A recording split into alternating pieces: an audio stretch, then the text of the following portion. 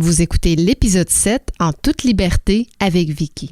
Aujourd'hui, je te parle de compétition. En fait, je te parle de mon côté compétitif qui m'a pas toujours aidé dans ma vie. Bienvenue à toi, nouvel auditeur. Merci à toi qui s'intéresse à mon podcast. C'est grâce à toi que je vibre sur la bonne fréquence.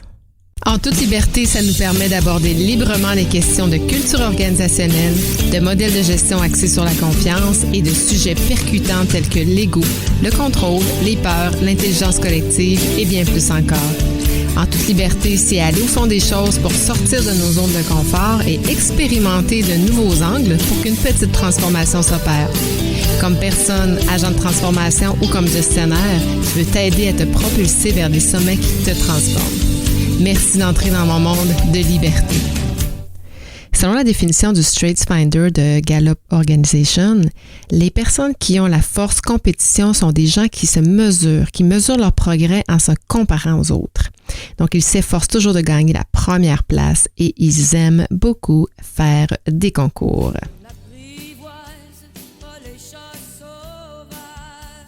T'es-tu déjà comparé? Est-ce que tu analyses tes performances au centime près? Est-ce que tu as déjà renoncé à faire une compétition parce que tu savais que tu n'allais pas gagner? Eh bien, moi, oui. Oui, parce que je suis compétitive. C'est confirmé, même les tests le confirment. Quand je travaillais chez Stryker Médical, une entreprise de fabrication de lits d'hôpitaux, on utilisait un test qui s'appelle le test Gallup. Gallup sont aussi connus pour les tests Gallup, les sondages Gallup qu'on connaît. Donc, Gallup University, dans le fond, ils ont développé des tests psychométriques qui ont comparé un échantillon très, très, très large des gens les plus performants, je crois, sur la planète. Et ils ont analysé qu'est-ce que ces gens-là avaient en commun, comment le cerveau était constitué. Qu'est-ce qui faisait que ces gens-là étaient performants? Et ils étudiaient les jeunes à partir de l'enfance, c'est-à-dire avant le primaire, là, à la garderie. Ils les prenaient vers 3, 4, 5 ans, puis ils analysaient les données jusqu'à l'âge adulte. Donc, ils pouvaient faire des trends. Alors, moi, j'étais directrice des ressources humaines et on utilisait ce test-là pour faire notre recrutement parce qu'il faut savoir que chez Stryker, les gens qu'on embauchait étaient des gens qui étaient conformes à un type de personnalité X, très performant. Ça ne veut pas dire que les gens qui ne passaient pas les tests n'étaient pas des gens intelligents ou des gens performants. Ça veut juste dire qu'ils n'avaient pas le fit Stryker. Et puis, quand on embauchait quelqu'un, on faisait toujours passer le StraitsFinder, qui est les 5 forces sur 34, là, les 5 les plus dominantes de nos personnalités. Et puis, moi, j'avais compétition dans mes forces. En fait, c'était mon 4e, si je me souviens bien. J'avais stratégique, individualization, ideation, competition et responsabilité. Donc, quand on embauchait des gens, évidemment, on regardait toujours leurs forces, tout ça. Puis la compétition était toujours celle qui était un peu le plus jugée, en fait, parce que on lui attribuait on avait un préjugé négatif sur cette force-là parce que souvent les gens compétitifs se comparent puis ils peuvent dominer ou essayer d'écraser quelqu'un. Fait qu'il y a des paradigmes reliés à la compétition. Et puis, à titre de directrice, puis à titre de gestionnaire aussi, au niveau des RH, j'étais allée suivre la formation à Omaha, dans le Nebraska, chez Gallup. Donc, ce que je vous dis, les enfants, là, je les ai vus. C'est une grande université, très crédible, très axée sur la science aussi, là, avec beaucoup de données puis d'informations pour pouvoir confirmer la science derrière tout ça. Donc, c'était valide et fiable comme test. Et dans un des exercices qu'on faisait, je pense que c'était une formation sur 3 jours, si je me souviens bien, on avait à choisir un des thèmes de nos 5 forces et à aller balcony and basement. Donc, dans le fond, il fallait aller au balcon, aller sortir les mots positifs de ce thème-là et les mots du basement, les mots plus négatifs qu'on avait, les paradigmes qu'on avait par rapport à chacune de nous, à cette force-là. Évidemment, moi, j'avais sorti la compétition et je suis retombée récemment sur mes notes et puis ce que je disais à ce moment-là, par rapport aux effets négatifs de la compétition, je disais que c'était des mauvais perdants, avec des esprits fermés, qui n'étaient pas flexibles, qui ne laissent pas tomber et qui argumentent. Donc ça, c'était vraiment les mots négatifs que je lui avais attribués, alors que on commençait toujours par le basement pour finir avec les mots plus positifs de la force. Ce que j'avais écrit à ce moment-là, c'était déterminé, persévérant, ne laisse jamais tomber, struggle pour travailler fort, ne pas laisser tomber en fait. Fighter qui est combatif, qui aime gagner, winner, une personne qui va résoudre des problèmes, qui va trouver des solutions pour gagner en fait, et quelqu'un qui cherche le succès. Et jusqu'à maintenant, j'avais attribué des mots qui étaient quand même assez personnels. Et à ce moment-là, j'avais vraiment de la difficulté à accepter mon côté compétitif. Puis la formatrice, je me souviens, m'avait dit, mais tu sais, Vicky, la compétition, quand elle est bien canalisée, elle est très bonne au sein d'une équipe parce que, en fait, tu es compétitive, mais quand tu es collaboratrice, tu vas toujours avoir les mêmes forces, mais au détriment de l'équipe. Donc, si tu focus là-dessus, à essayer de gagner en équipe, à essayer de jamais laisser tomber, de trouver des solutions pour l'équipe, à ce moment-là, c'est positif comme force, puis ça en est une force. Fait qu'effectivement, ça m'avait aidé à accepter, c'est bizarre à dire, mais accepter la force de compétition que j'avais, qui m'a pas toujours aidé, là, soit dit en passant et en toute honnêteté, là, tout au long de ma vie, là, parce que quand on est une personne compétitive, on a souvent tendance à se frotter de façon, c'est très intangible, hein, c'est dans le senti, mais avec les autres personnes compétitives. Donc, on va le sentir, les gens en compétition. Quand on arrive dans une pièce, c'est comme palpable, là. On sent qu'il y a une comparaison, attirer l'attention, tout ça. Fait que ça m'a pas toujours aidé comme force. Et pourquoi je parle de ça? Je vous raconte une histoire qui m'est arrivée il y a 2 semaines. Moi, j'habite à Québec. Je fais toujours la course, sauf les 2 dernières années, évidemment, à cause de la pandémie, mais je fais toujours la course de l'Université Laval, le 10 km de l'Université Laval. Puis le 10 km de l'Université Laval, c'est une course qui est fédérée, donc il y a des athlètes de très haut niveau qui viennent faire cette course-là, puis c'est une course qui est très convoitée, mais ce qui est le fun de cette course-là, c'est qu'il y a des athlètes de très haut niveau, mais il y a monsieur tout le monde aussi qui vont faire une course avec un temps moins intéressant, mais tout aussi valorisant pour la personne parce que c'est juste le fait de faire une course, pour moi, c'est très positif. Puis c'est une belle course, c'est sur le campus universitaire. Moi, j'aime vraiment cette course-là. C'est une course d'automne que je fais. Mon garçon le fait aussi. Mon conjoint l'a fait aussi. On fait le 1, le 5, le 10. Donc, c'est un événement annuel à laquelle on participe. Cette année, je l'ai fait seule. Je suis allée seule, puis j'avais le choix entre 2, à cause de la pandémie. Évidemment, ils ont pris des mesures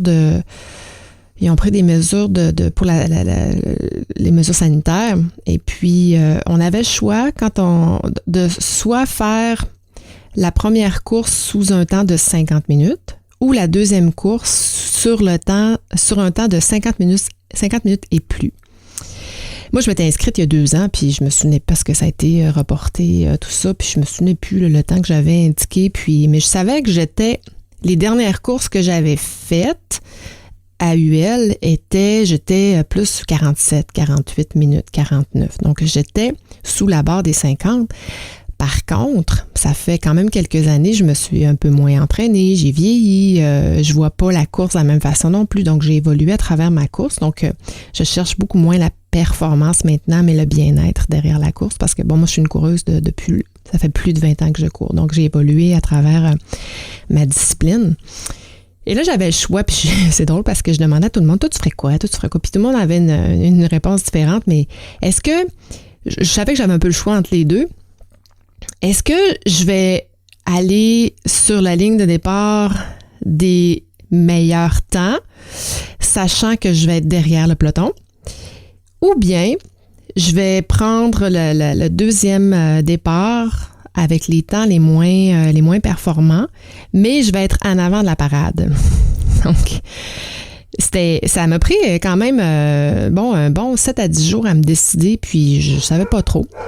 Finalement, j'ai décidé de prendre la première course. Ça faisait plus mon affaire, une question de température, c'était plutôt le matin, tout ça. Et en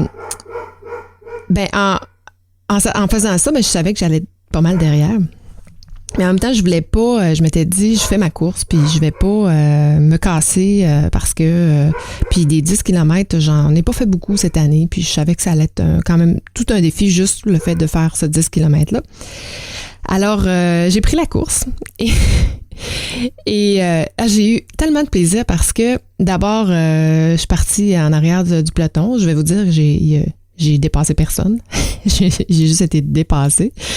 Et je me suis ramassée en tout et partout, vraiment derrière le peloton, mais solidement derrière. Parce que là, j'étais avec des athlètes, puis il n'y avait pas 1 minute d'avance, là, il y avait comme 15-20 minutes d'avance, si c'est pas plus, sur mon temps. Mais j'ai tellement eu de plaisir à accepter, puis à vivre une première expérience d'être derrière. Parce qu'avant ça, et mon Dieu, mon ego aurait été complètement anéanti. Alors que là, je l'ai fait avec le sourire. Puis c'était le fun parce que les gens sur le parcours sont restés jusqu'à la fin du premier départ. Puis ils m'encourageaient quand même. Puis on dirait qu'il y avait... je sais pas s'il y avait pitié. Mais en même temps, ils m'encourageaient. Puis c'était comme, lâche pas, c'est presque fini, tout ça. Puis... moi, j'avais un sourire, puis j'étais juste heureuse de faire cette course-là, je me suis donnée quand même, là, soit dit en passant, une course, c'est une course, là, puis je voulais quand même faire un bon temps, sinon je vais courir dans la rue chez nous, puis je vais être poupoute, là, je vais être pouette plutôt.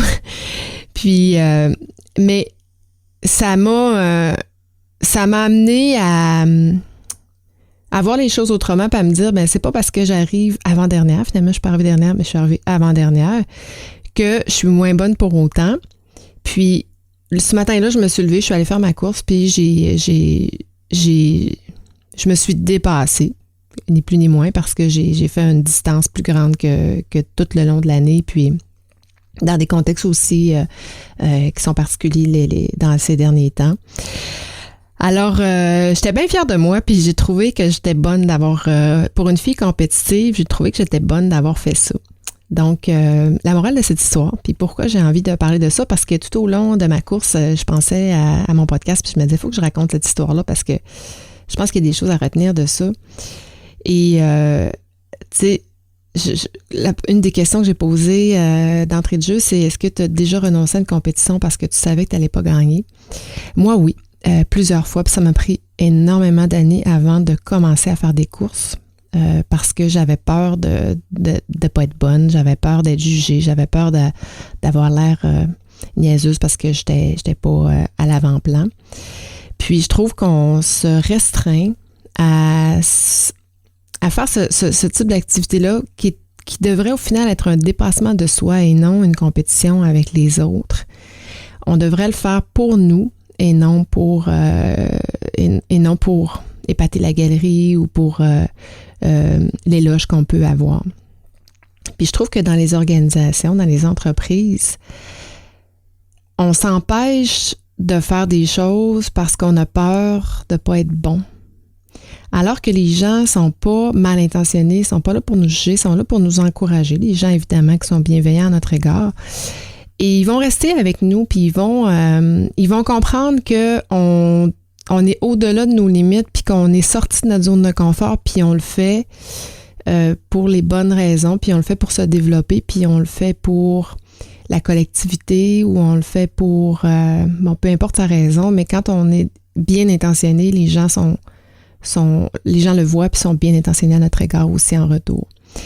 Donc, je t'encourage à chercher dans les prochaines semaines une situation ou un événement dans lequel tu n'aurais pas habituellement participé de peur de ne pas être bon, de peur de ne pas être la meilleure ou de peur d'être jugé, et d'aller au-delà de ta zone de confort et de participer, que tu sois le premier ou le dernier.